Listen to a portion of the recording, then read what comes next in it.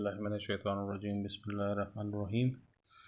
Dear students, today we have a definition.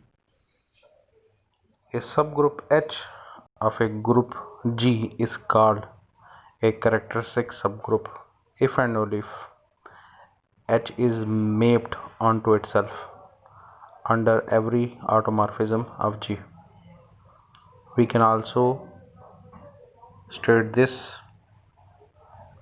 definition as H is characteristic subgroup in G if and only if H under alpha is equal to H for all the alpha belong to AG automorphism group. This means that the subgroup as a whole left fixed by every automorphism of G, or we can also say that alpha H is equal to H. We have next definition. A subgroup H of a group G is called a fully invariant subgroup if and only if H is mapped into itself under every automorphism of G. That is, H is fully invariant subgroup of G if and only if each endomorphism alpha of G we have H under alpha is a subset of H. We have an example. Let G be an abelian group. Define a subset H is equal to G power n such that G belong to G. Then H is clearly a subgroup of G. We can also show that this H as defined above is a subgroup of G, but no need to prove. We need to prove it is fully invariant. In fact, H is fully invariant subgroup of G because if we take an element G belong to G, then G power n belong to H from the definition of the set. So for any endomorphism alpha of G, G power n under alpha is equal to, we can write G alpha whole power n belong to G because G alpha belong to G. That is, G alpha is also an element of group G because alpha is a mapping from G to G. Since this holds for all the G belong to G and every endomorphism of alpha of G, that is G power n under alpha belong to H. For all the G power n belong to H because H contains those elements which are in the form of G power n.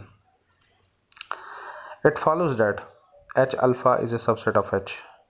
Hence H is fully invariant subgroup of G. Now we have next theorem. Prove that every characteristic subgroup of a group is normal in that group. It means that every characteristic subgroup is normal. We need to prove this. Proof. Let G be a group and let H be a characteristic subgroup of G. Then we have to show that H, which is a subgroup, characteristic subgroup, is normal in G. Since H is characteristic in G, so by definition of the characteristic subgroup, H alpha is equal to H for every automorphism alpha of G. Thus, in particular, we can also take an automorphism, inner automorphism, H under IG is equal to H for every inner automorphism because every automorphism is also an inner automorphism. IG where G belong to G. But the definition of the inner automorphism, we have H IG is equal to G inverse HG. So from above and that, we can say that G inverse HG is equal to H. Since this holds for all the G belong to G, it follows that H is normal in G. So it proved that every characteristic subgroup is normal in that group. Now we have next theorem.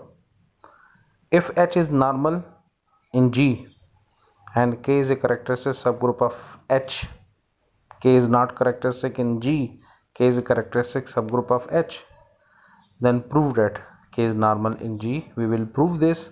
K is normal in G.